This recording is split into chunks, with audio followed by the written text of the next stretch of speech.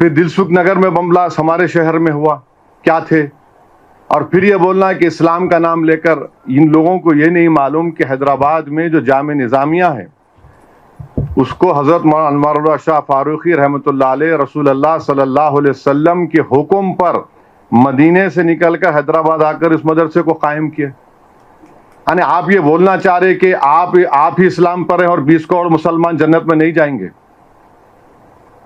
آپ یہ بولنا چاہ رہے کہ ہمارے تمام جتنے علماء ہیں، چاہے وہ دیوبندی مسلک کے ہوں، بریلوی مسلک کے ہوں، چاہے اہل حدیث ہوں، چاہے شیعہ ہوں، آپ ہوتے کون ہیں بھائی؟ اسلام کو کیوں لے کے آ رہے؟ آپ ایک جارحانہ موقف 75 سال سے بھارت میں کر رہے ہیں، آپ وہاں سے دہشت گردوں کو بھجا رہے ہیں، اور آپ یہاں پر پونچھ میں آپ مار رہے ہیں۔ اب تو گرجا گھر کو بھی آپ نے نقصان پہنچا دیا۔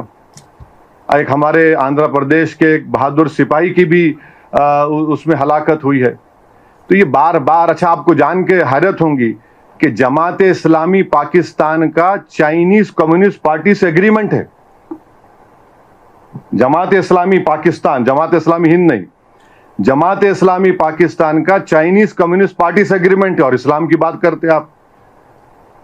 کہاں وہ دہریے اور کہاں توحید کی بات؟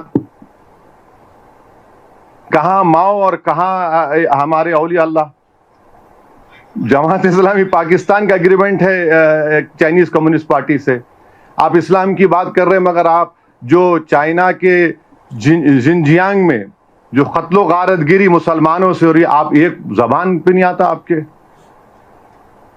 تو یہ ان کا اصلی مقصد رہا، اور ہم ان کو بولنا چاہ رہے کہ آپ یاد رکھو کہ ہمارے پاس جو علماء کرام بھارت میں ہیں اور جو اہل دل یہاں پر ہیں، وہ ایک نہیں کئی مرتبہ رسول اللہ صلی اللہ علیہ وسلم کا دیدار کر چکے اور دیدار کرتے رہیں گے۔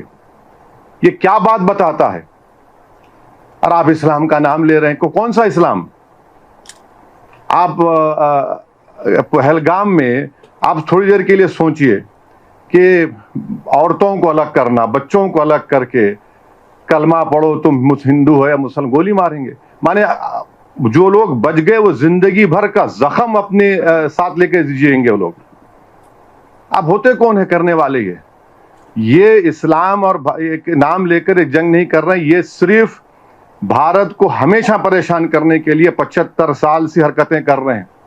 جو شریر تھے وہ توڑے ملک کو، جو امن پسند تھے اس ملک میں رہ گئے۔ تو ان کا یہ بار بار اسلام تمہارے پاس کیا ہے بابا؟ ہمارے پاس اللہ کے رسول صلی اللہ علیہ وسلم کا عاشق احمد رضا یہاں پر ہے، ہمارے پاس خواجہ ہند الولی ہے۔ ہر بار تم تو اچھا بھیک منگے ہیں یہ لوگ، یقین بنو افیشیل بھیک منگے ہیں پاکستانی۔ آئی ایم ایف سے لون لے رہے جا کے $1 بلین کا۔ آپ 75 سال سے آپ نے کیا کیا؟ کس نے آپ کو مجبور کیا آئی ایم ایف کا لون لینے کے لیے؟ اور افسوس کی بات یہ ہے کہ آئی ایم ایف کا لون لے رہے ہیں، اور یہ انٹرنیشنل یہ انٹرنیشنل مانیٹری فنڈ نہیں، یہ انٹرنیشنل ملیٹنٹ فنڈ دے رہے ہیں پاکستان کو، وہ استعمال کریں گے۔ اب آپ دیکھیے یہ یو ایس اے ہے، جرمنی ہے، جاپان ہے، یہ کیسا ہے لوگ اس کو اگری کر رہے ہیں، جبکہ ہماری زمین پر، ہمارے گھروں پر، ہمارے سپاہیوں پر حملے ہو رہے ہیں، اور ان کو 1 بلین کا لون ملا رہا ہے۔ تم حکومت تم چلانا تو دور کی بات، تم کو اکانومی چلانا نہیں آتا تمہارے کو؟ کیا ہے تمہارے پاس؟ وہاں سے بیٹھ کے آپ بول رہے اسلام یہ اسلام وہ، کوئی کچھ نہیں ہے، یہ صرف ان کی جارحانہ غلط پالیسی ہے۔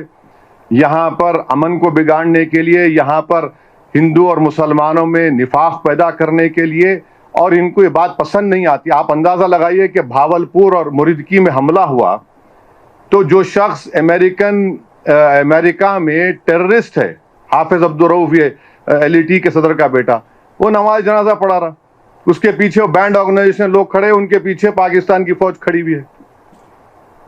تو آج بھی آپ کل رات میں ہم دیکھے سری نگر کے ایئرپورٹ کے قریب ڈرونز آ گئے، تو آپ اور ہم حیدرآباد میں بیٹھ کر اندازہ بھی نہیں کر سکتے، بلکہ بھارت کے دوسرے مقامات پر جو لوگ بیٹھے ہوئے ہیں وہ اندازہ بھی نہیں کر سکتے کہ کیسے بہادری کے ساتھ ہماری فوج ان کا مقابلہ کر رہی ہے، اور کیسے بہادری کے ساتھ اور صبر کے ساتھ جموں کشمیر کے بارڈر پر بسنے والے لوگ، پنجاب کے بارڈر پر بسنے والے لوگ اور راجستھان کے بارڈر پر بسنے والے لوگ جو ہمت سے ان تمام مصائب اور مشکلات کا سامنا کر رہے ہیں، اور ہم ان کو بتانا چاہیں گے کہ ہمارے رسول صلی اللہ علیہ وسلم نے ہم کو یہ تعلیم دی کہ تم کسی سے جنگ مت کرو. یہ حدیث ہے، یہ تم کسی سے جنگ مت کرو، مگر اگر کوئی تم سے جنگ کرتا ہے تو ثابت قدم رہو. تو ہم کو اب ثابت قدم رہنا ہے. یہ سوال کوئی ہندو مسلمان کا، عیسائی کا، بودھ کا نہیں. یہ سوال دو قومی پارٹی کانگریس اور بی جے پی کے، ان کو بھی، ان دونوں قومی پارٹیوں کو اپنی تو میں ختم کرنی چاہیے.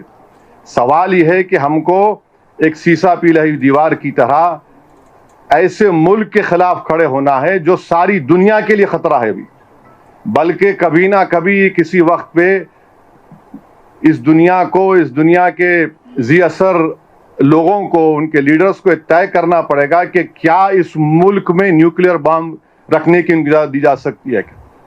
ان کے پاس جو نیوکلیئر بام ہے اس کو ڈسارم کرنے کی ضرورت ہے، اس کو ختم کرنے کی ضرورت ہے.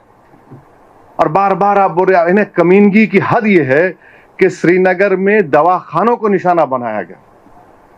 اور یاد رکھیے، وہ جو پونچھ کے مولانا کو جو انتقال ہو گیا، جو شہید ہو گئے، ان کو ایک ہندو ایم ایل سی نے اپنی گاڑی میں بٹھا کر اسپتال پہنچایا. اب یہ اور بات ہے کہ ہمارے گودی میڈیا نے کہہ دیا کہ ارے نہیں وہ مولانا کو، وہ پاکستان کے وہ فلاں تھے. تو ہم کو یہ کوشش کرنا ہے کہ ہم پورے لوگ ایسے وقت میں اپنے سیاسی اختلافات کو سے اٹھ کر جب ہم اپنی فوج کے پیچھے کھڑے رہیں